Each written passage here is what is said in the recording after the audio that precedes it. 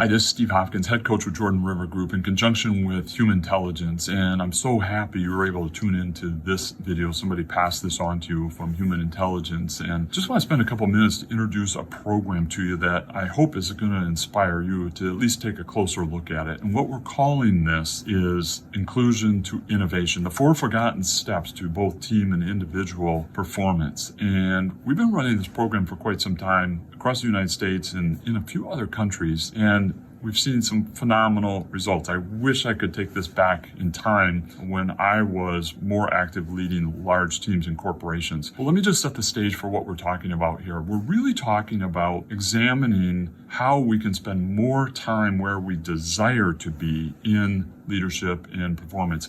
I don't know about you, but for me, quite a bit of my time was spent in frustration and chaos and survival mode, if you will. And I wondered how I could spend more time in the celebrations of excellent performance and fulfillment and clarity about today and the trajectory of tomorrow. And what we've discovered is that, quite honestly, we're spending too much time focused on the wrong development principles, not getting the ROI that we really need to catapult ourselves into those spaces that we talked about as far as fulfillment and clarity and high-level performance. And quite honestly, these are things like tasks and plans and rules and the things that we get drawn into most often when we're in stress or crisis or chaos. And that's the focus. And the reality is those things are important, but they're just not good enough.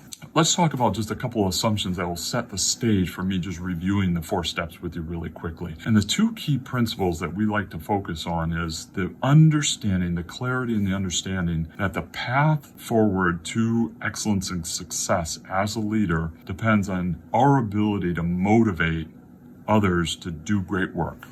That's number 1. And number 2, might we shift our mindset a little bit to say we'll open our minds to the opportunities that will reprioritize what gets the highest return on investment to deliver those things right there. Well, with those 2 things in mind that we talk about in the program, let me just rifle through really quickly the 4 steps that we're talking about, going from inclusion to innovation, all right? And the first step is just that. It is inclusion. It is the purposeful focus on making sure that we have in place and we constantly communicate and exhibit a culture where people belong. That's the only one that there's not really a deal in place. That's really a social obligation that we have. And we talk about how we can change from thinking about it to behaving in that way, so there's absolutely no question with our teams.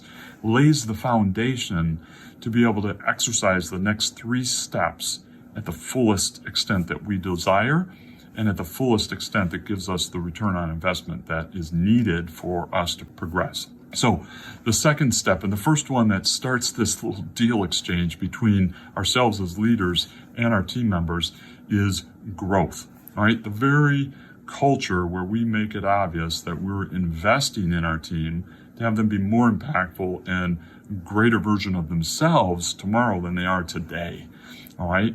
And the exchange that's looked for in that particular mode is our employees are looking for opportunities to develop and invest in themselves and grow and mature as team members. And of course, what we're looking for when we make those opportunities available is that they take advantage of those. We're looking for engagement. And so making sure that that exchange works to the fullest demands a couple things be in place and some behaviors that are clearly exhibited. All right, so down to the third. So now we're talking about contribution.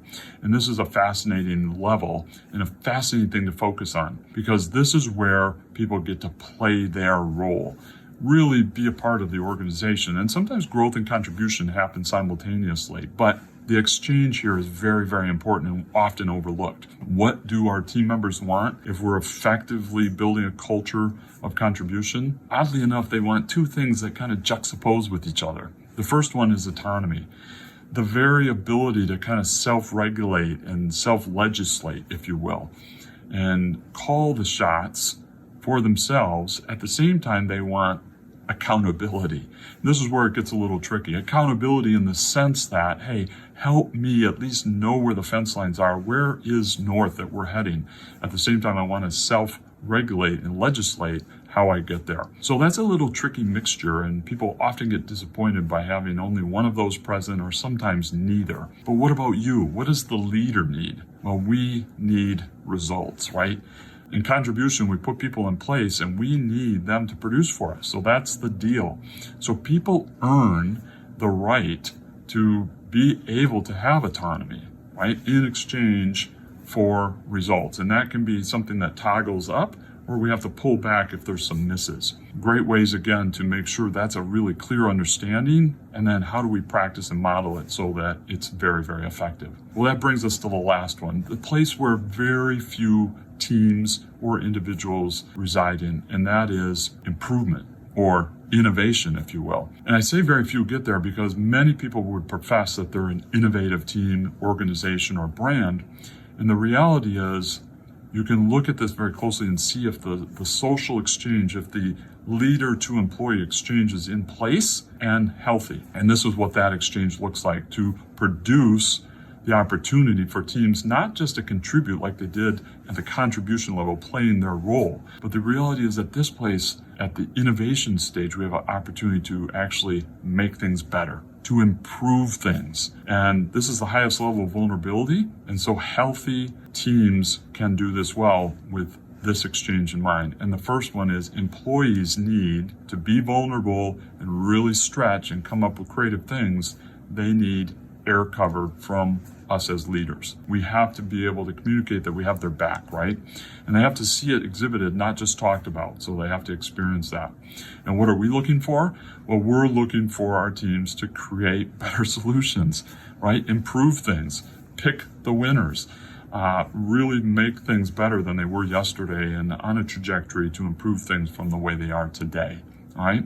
So that's really it. Those are the stages. Those are the 4 forgotten stages that we don't really know often. I know I didn't, how to action those on a day-by-day basis. And the way we do it in this program is by taking a team-first approach. And that's where human intelligence comes in. We have the tools to be able to really make team communication effective and healthy, sharing bits and pieces of ourselves that are really safe to share. And if we can get people to respond to the team appeal, to raise the bar on these 4 levels, I promise you they all grow as individuals as well. And the loop that we do in this practice is just a very simple cycle of awareness.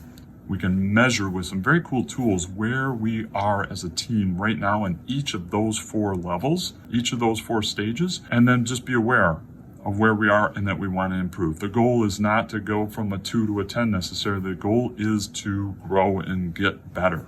And let's be a better, more effective team at the stages that we're talking about. All right. Then we move into practice, particular activities where we can practice how to behave and model the culture that we're talking about in inclusion, in growth, in contribution, and all the way to innovation. And then we move from practice to performance. The ability to kind of put those things in motion without having to think about them as much as we do when we're in the other 2 stages, especially practice mode. And then we just cycle through that. It's a lot of fun. Personal growth and development happens for sure, and you're going to watch your teams transform very, very quickly. So again, I really appreciate being able to take a couple minutes with you and just share this. Hopefully it's inspired you. I would encourage you to reach back out to the person who passed this video on to you from Human Intelligence. Ask them some questions. We would love to talk with you a little bit more about how this program works. Thank you very much, and I look forward to seeing you in the future.